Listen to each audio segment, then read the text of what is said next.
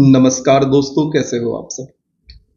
दोस्तों, इस वीडियो में हमें चर्चा करनी है मध्य प्रदेश हाई कोर्ट द्वारा जो 21 सितंबर 2023 को आपका जूनियर जुडिशियल असिस्टेंट अर्थात जेजे का एग्जाम लिया जाना है, उसकी स्ट्रेटेजी के बारे में।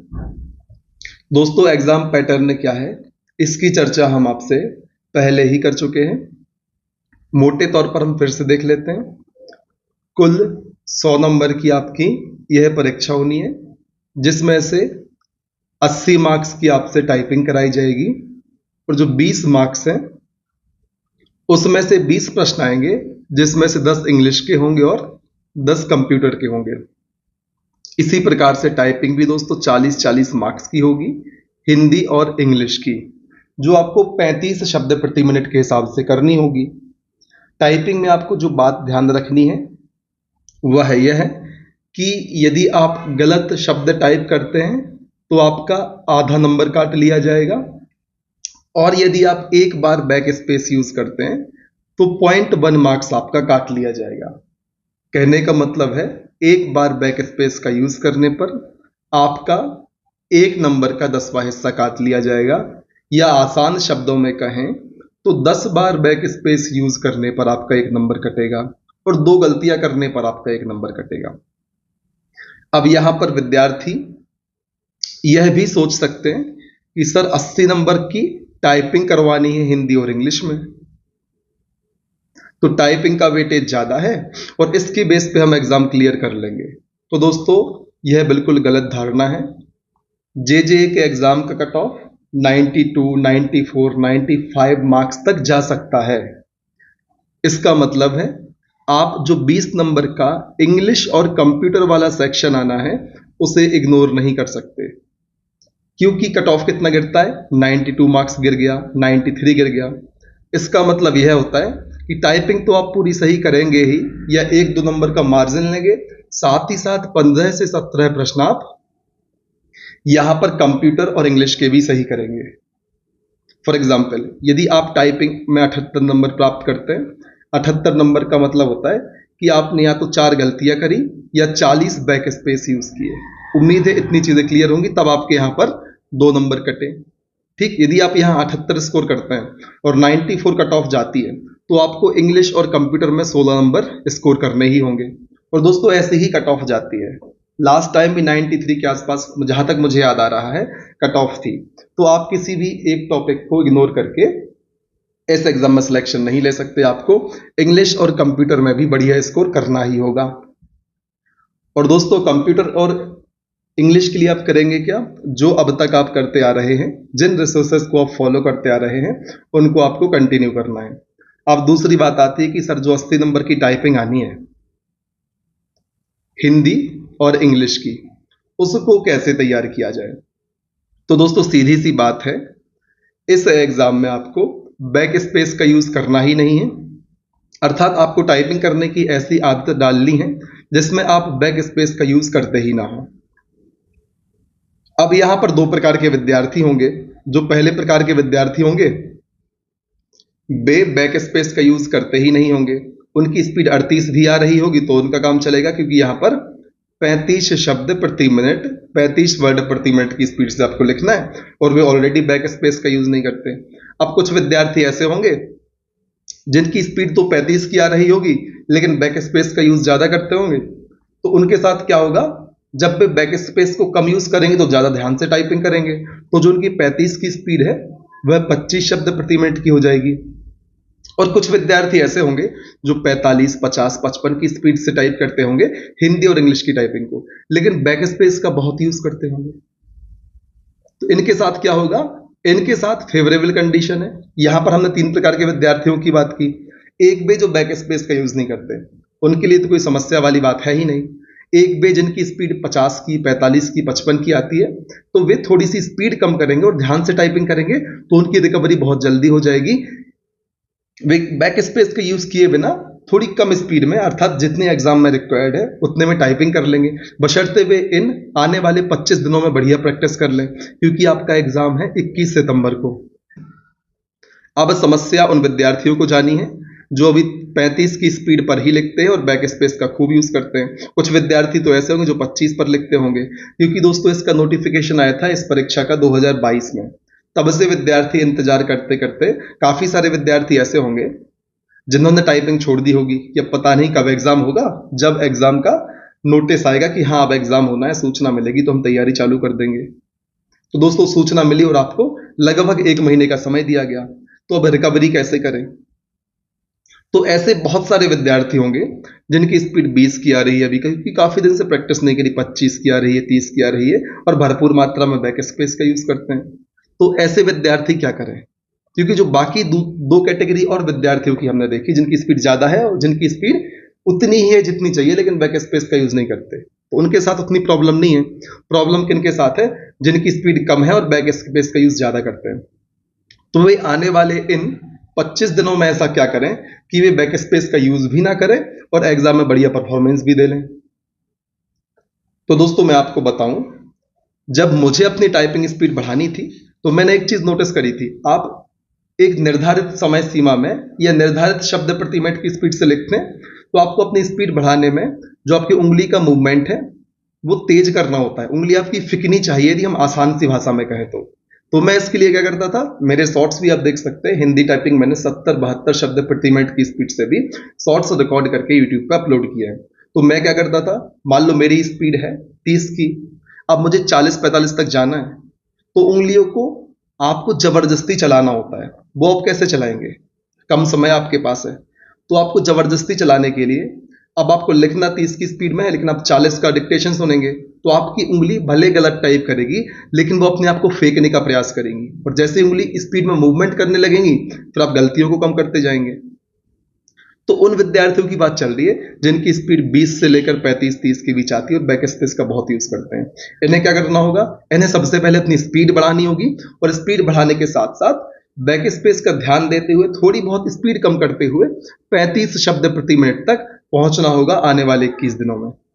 और दोस्तों यहां पर आपको एक बात ध्यान रखनी है, इंग्लिश और कंप्यूटर को आप इग्नोर नहीं कर सकते, क्योंकि यदि कट ऑफ 80 भी जा रही होती, 82-85 जा रही होती, तो हम कह देते कि कोई बात नहीं, आप टाइपिंग में 75 ले आए और 10 नंबर का इंग्लिश कंप्यूटर कर लिया, 85 में आप क्लियर हो गए। लेकिन दोस्तों कट ऑफ जाती है 92, 93, 94, तो यहां पर आपको टाइपिंग तो करनी ही होगी 78 से 80 नंबर के आसपास, साथ ही साथ 13 से 15 नंबर का इंग्लिश कंप्यूटर भी सही करना होगा। तो जिन विद्यार्थियों को लगता है कि टाइपिंग मेरी बहुत बढ़िया है, इसके बेस पे मैं इसको निकाल दूंगा, इन दो टॉपिक को इग्नोर कर दूंगा, तो वे भी बाहर हैं। और दोस्तों जो कंप्यूटर और इंग्लिश के भरोसे जाएंगे उनका तो कुछ हो ही नहीं सकता। तो इतनी चीजें आपको ध्यान रखनी है।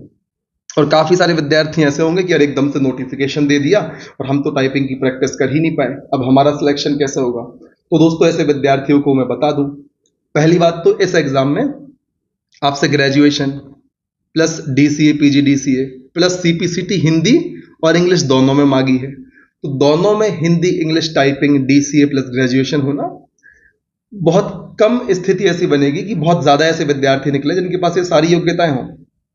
80% अभ्यर्थी ऐसे हैं सीपीसीटी वाले जिनके पास या तो इंग्लिश की सीपीसीटी है या हिंदी की सीपीसीटी है, यहां पर दोनों मांगी गई।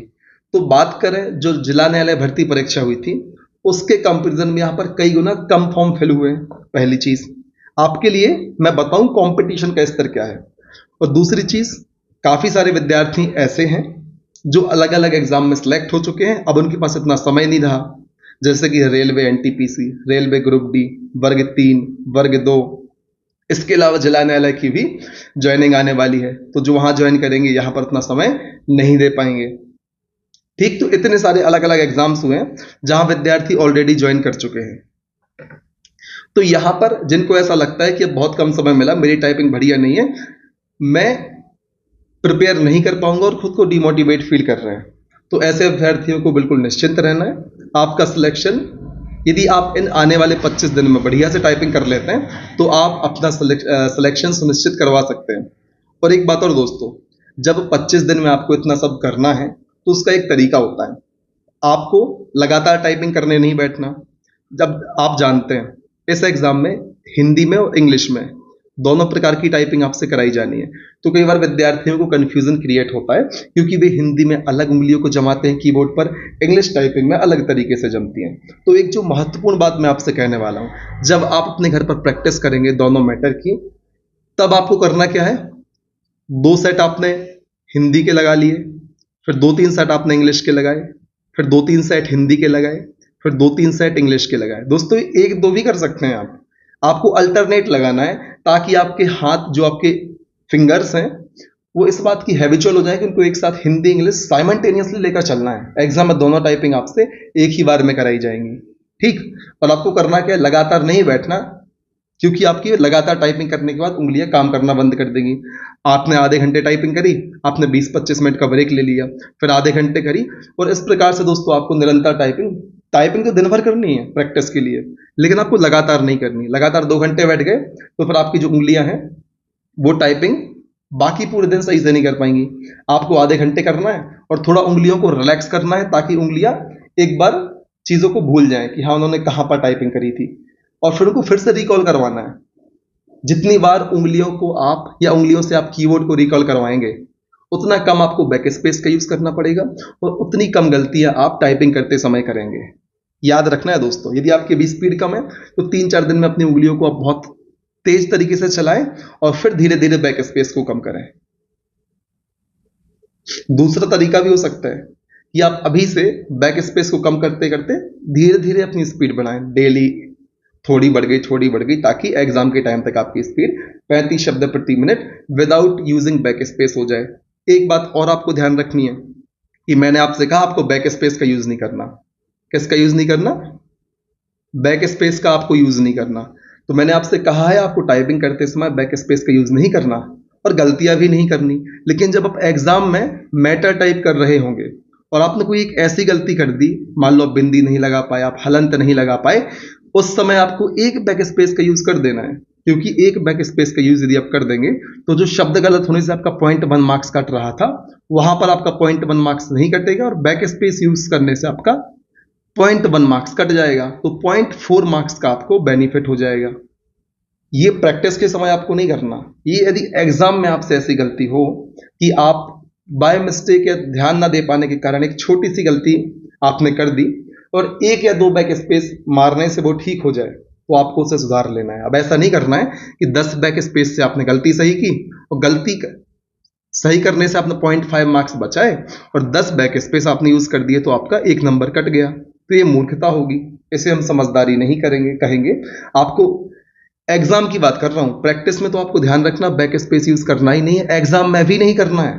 मैंने कब कहा कि बाय चांस धोखे से कोई मिस्टेक आपने कर डाली और आपको दिख गया कि हाँ यार ये मिस्टेक हो गई है, यहां एक बैक स्पेस मारेंगे तो सही हो जाएगी, तो वहां पर आप इसका सहारा ले सकते हैं।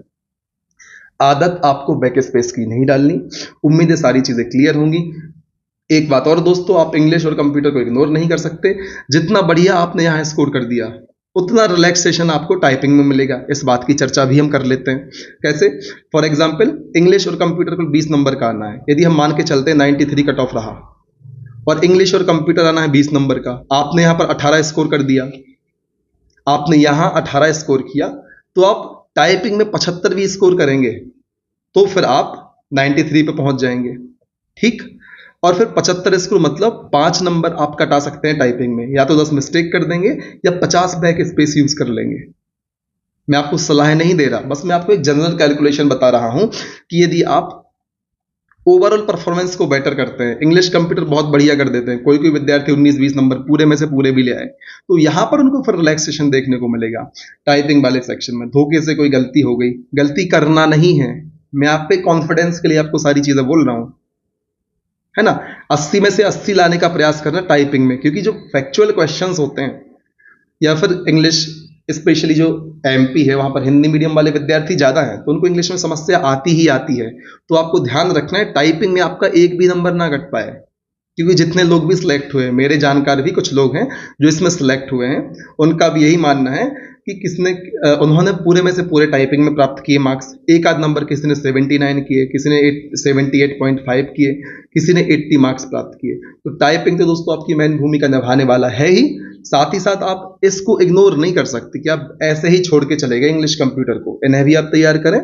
उम्मीद है इस वीडियो से आपको JJA के एग्जाम की तैयारी में सहायता प्राप्त होगी। इसी प्रकार की आवश्यक जानकारी प्राप्त करने के लिए बने रहे हमारे साथ, लगातार मेहनत करें और तब तक ना रुकें जब तक आपको आपका लक्ष्य प्राप्त नहीं होता। जय हिंद, वंदे मातरम।